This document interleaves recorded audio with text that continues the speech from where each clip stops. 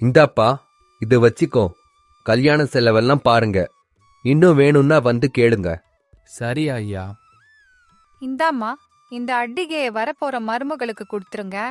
இந்த காப்ப உங்க பையனுக்கு கொடுத்துருங்க.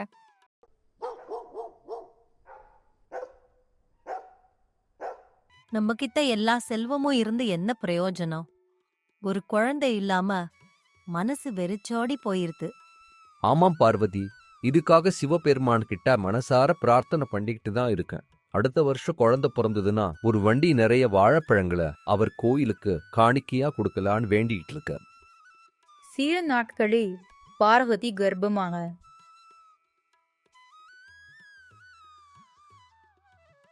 ஐயா, உங்களுக்கு ஆண் குழந்தை பிறந்திருக்கு. எல்லா ஈசனோட கருணை. என்னோட வேண்டுதலை நான் நிறைவேற்றிடுவேன்.